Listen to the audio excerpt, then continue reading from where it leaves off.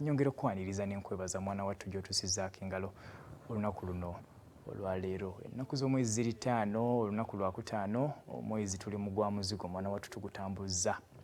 Sabbiiti esooka tugikubye oluku mu mutwe. Omwaka tuli mu gwa 2023. Nsaasira ggwe omukosefukosefu ate n'enjozayoza ggwe alina ebirungi by'otuuseeko mwana wattu. Twegatta kusa ebintu okuyozaayoza olw'obulungi obwo obutagambika Mukama bw'asobodde okutukolera. Nyongera okujjukiza ku tabamiruka w'abakyala ba Buganda omwaka 2023 agenda okuyindira mu ssaza lya Ssaabasajja Kabaka eri mu bizinga ebya Ssese ng'ennaku z'omwezi 19 omwezi guno gwennyini ogwa muzigo gwe tulimu omwaka 2023 mu kifo ekyo ekimanyiddwa nga Golf Course Grounds Ssese Island Beach era ng'agenda kutambulira ku mulamu ogugamba nti okweyambisa tekinologiya mu kulwanyisa mukenenya n'obutabanguko obuva mu kikula eky'abantu. Mu nnaku eziri kulembera tabamiruka ono wagenda kubeerawo ekyoto eky'abavubuka, ensiisira ez'amateeka, tabamiruka w'amaka ate n'okwekebeza ssaako n'okusomesa abantu ku kawuka kano akaleeta mukenenya. Awo nno Bakabaka ba Buganda busaba abakulembeze bonna ku mitendera egy'enjawulo mu masaza basobole mwana wattu okuyambako abakyala abalina okwetaba mu tabamiruka ono mu nsonga ez'okwewandiisa n'okubateekateeka okusobola okulaba nti nno beenyigira mu tabamiruka ono. Birangiddwawo ekitiibwa Noah Kiyimba omwogezi w'Obwakabaka era minisita w'amawulire abagenyi ssaako ne cabinet program tunda programu y'enganzi programu gye tukkiriza nti nno ejja kusobola okukuyambako oba okuba ku kyekugattako mwana wattu tusobole okukyusa obulamu nga bwetambula. Omwanjuzi olunaku olwaleero nze Peter Atenyi. Mu mwaka gwa 2016 aba Bunaawona Uganda Community Outreach oba ababuko mwana wattu batandikawo ettendekero erya International Paramedical Institute Nursing School e Maya Nakirebe. Tamanyi Nakirebe gye kiri mayiro 15 ku luguudo Mwasanjala oluva e Kampala okudda mu bitundu eby'e Masaka oba biri eby'e Buddu. Tuzeera kuttanya ku nsonga za byanjigiriza, nsonga za kusoma, nsonga za kulaba butya mwana wattu bwe tusobola okusoma nti bagamba obutasoma buluma akuze. Mu studio n'olunaku olwaleero negatiddwako bazzukulu bambaziire bulimu eri mu Kyaggwe nga nina Dr. Stephen Grace Seruyange ng'ono director wa IPI oba International Paramedical Institute wali Maya ssaako n'omumyuka we era muzzukulu wambaziira omwami Yokaana Paulo Ziwa ng'ono yamyuka director wa IPI. Kambasabe batulamuseeko Dokita. Abawuliriza baffe balamuzaako manya Dr. Stephen Seruyange director International Paramedical Nursing School Maya babuuzaako era tubakuzisaayo mu graduation yaffe gye twalina ssomero mu 2021 mwaka guno. Weewaawo otukoze bulungi omukuluziwa. Neyanziza nnyo omutesitesi Petero. Abalabi ba BBS Terefayina TV y'Obwakabaka mbalamusizzaako nnyo nga mbeebaza emirimu gye mukutuusaako emikono gyammwe.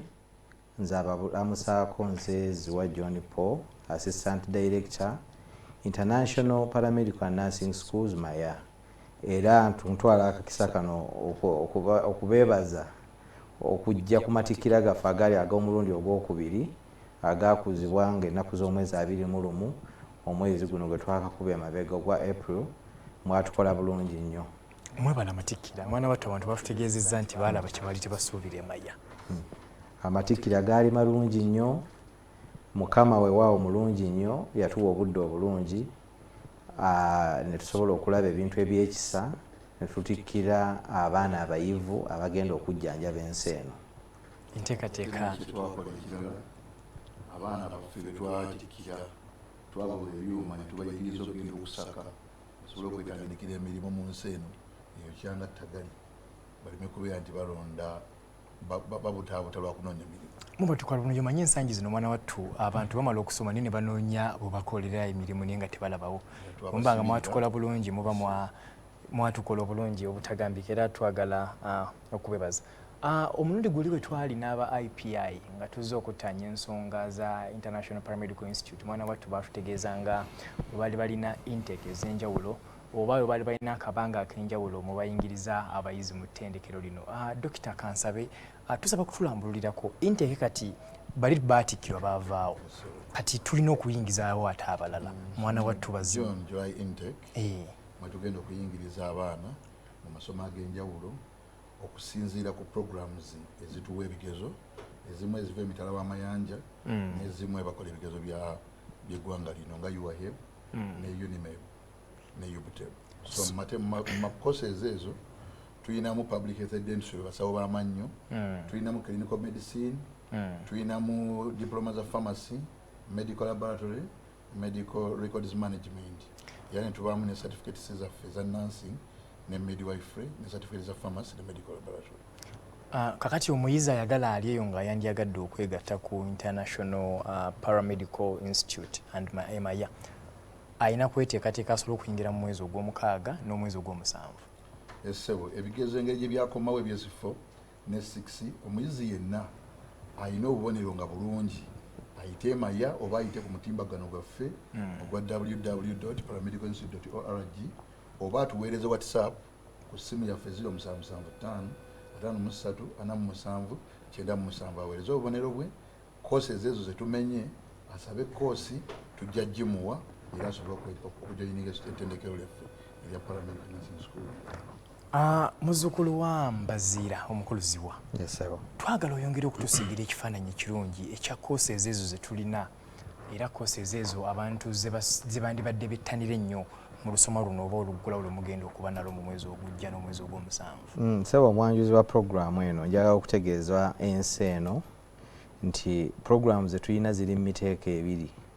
Tulina omuteeko ogwa diploma nga tulinamu diploma mu public health dentistry mu Luganda basawo b'amannyo, tulinamu diploma mu clinical medicine, tulinamu diploma mu pharmacy, diploma mu lab technology, then omuteeko omulala era ogulimu certificate ne tubaamu ne certificate mu nursing and midwifery, ne tubaamu ne medical laboratory, ne tubaamu n'omuteeko omulala ogwa certificate in pharmacy, certificate in medical records, then ate tulina ne courses endala zetuwa abantu naddala abakwatagana n'emirimu ne basobola okweyongerako obukugu nga ezo tuziyita online courses, ng'ezo courses ziri mu miteeko egya nursing and midwifery extension.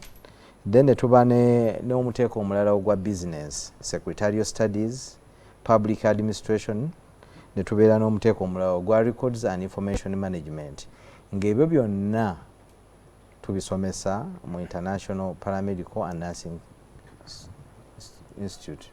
Omulabi waffe ali ku BBS Terefayina ebifaananyi bye badde olengera ku lutimbe agaggadde olwa BBS Terefayina byoli okulengera ssaawa zino be bamu ku bayizi abali ku ttendekero oba ssettendekero ono wa International Paramedical Institute and Nursing School bali mu bitundu eby'emaya. Baana ndowooza obalaba engeri gye bali abateefuteefu obulungi, engeri gye balina obukugu obw'enjawulo. Omwana wattu nawe ne wandibadde ogenda ne bakubangula. Courses tuzoogeddeko mukuluziwa. Omuntu eyandiyagadde okwegatta ku IPI oba yandibadde yeegatta ku ttendekero lyaffe lino erya IPI yandibadde n'abumanyirivu bwenkanawa mu by'ensoma? Abantu abalina tujoyininga yandibadde nti yayita O-level ye bulungi nga talina mu myenda asobola otujoyininga mu programs ez'obusawo nga yayita, then ne ku mutendero ogwa diplomas ayina okuba nga alina one principal pass ne two subsidiaries n'okweyongerayo obubonero obulala bwonna obulungi, obanga yakolako certificate y'obusawo ng'ayagala okukola ki kweyongerayo. Ayina bwaba yakola programu endala yonna oba diploma emirimu gigaanye jangu emayo tufune solution. Emirimu gy'obusawo kiti kya muwogo oba kusuula okola ki olandira, so tusobola okuddamu tukola obulamu obulala n'oba nti osobola okusoma omulimu gw'obusawo ayina tukuyigiza okwetandikira omulimu. Emirimu ensangi zino gifuuse gya kekkwa, emirimu gya bbula, naye mwana wattu omusawo tadiba olw'ensonga nti buli lunaku wabeerawo omuntu alwadde naawe ali awo ng'olowooza oli mulamu osobola okulwala.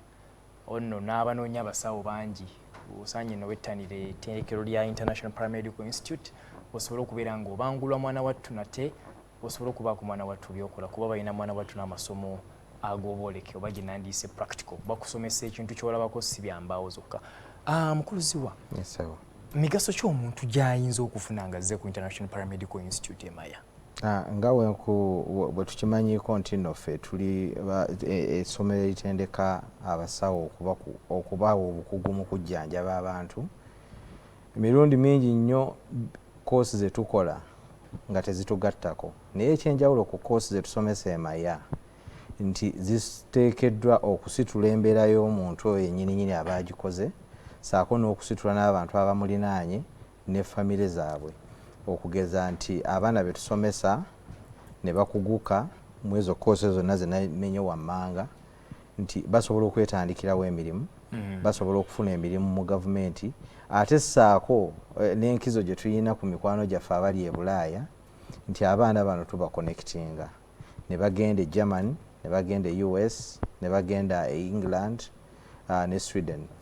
Nga simba wakati nsomera maya nenfuna certificate oba nenfuna ebbaluwa entongole engakasa nti nsome nempita emaya ne munnyambako ne munnyunga nengenda nenkolera ebugirimaani. Sebo tuyina ebitongole ebituyamba ne bannaffe abali ebunaayira tetutwala abaana baffe tutta abaana bangi nnyo mu America nava musaza ya Virginia State bangi tubakonekitinze abantu batutte Germany so twateekawo n'enkola ku ssomero Paramedical Nursing School Maya tusomesa ennimi ez'enjawulo ng'oggyeko oluzungu tusomesa olugermany n'olufalansa ne tuba nti omusawo bwe tutraining nga tumugaziyiza embeera gy'asobola okubeeramu asobola okuba nti asobola okufuna omulimu wonna mu nsi yonna.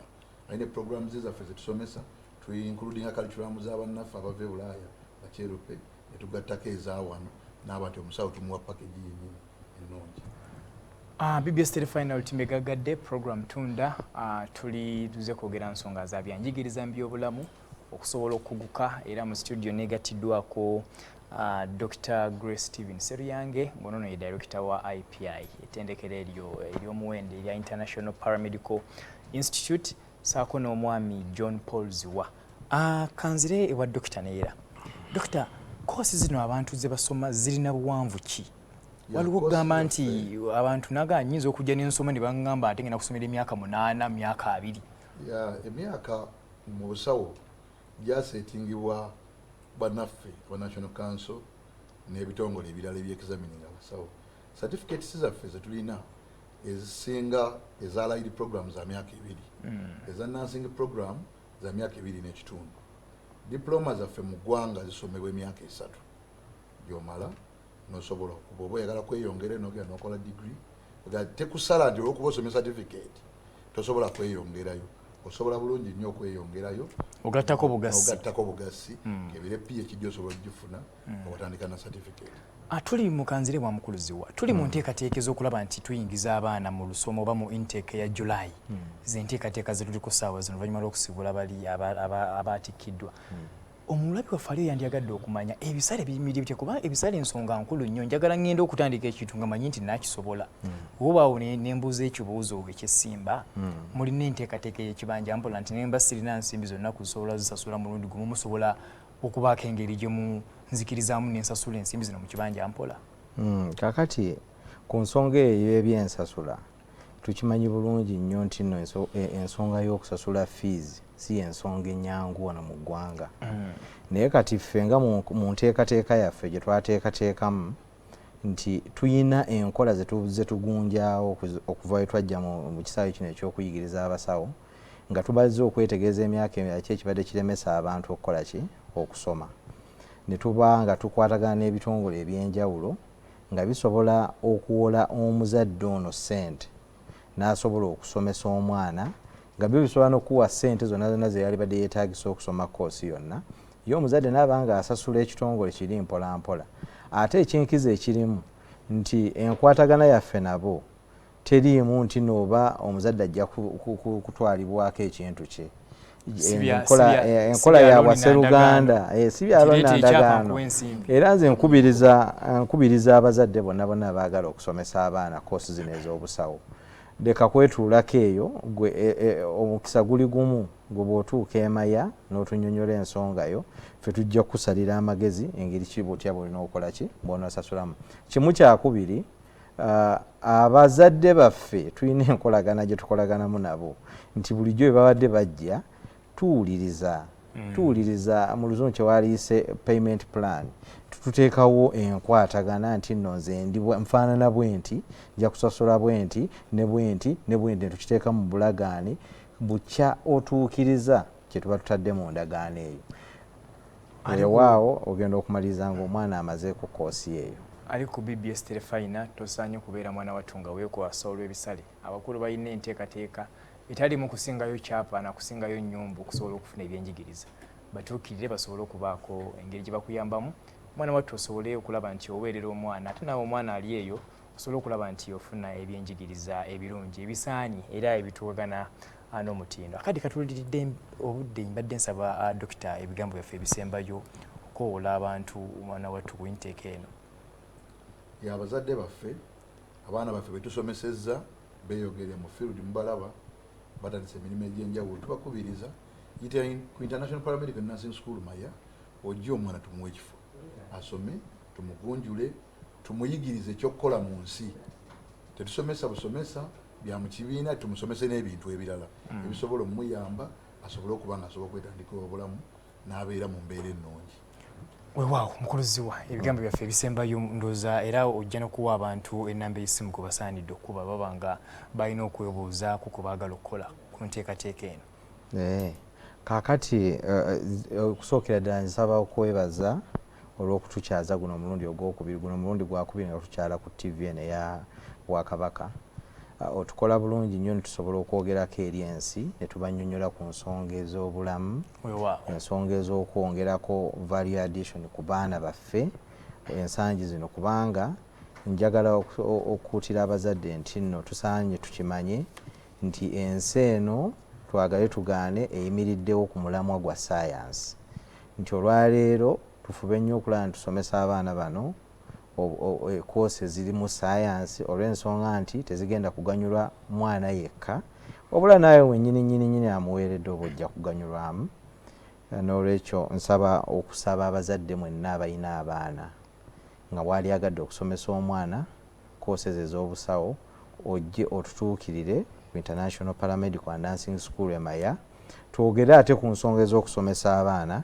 Essimu eyo tujja kwongera okugibawa mu puroguramu zaffe ezinaddako tusobole okukwatagana obulungi, naye nga weewaawo bw'otuuka ku ssomero ensonga zonna zijja kuba ziteredde. Obutasoma buluma akuze.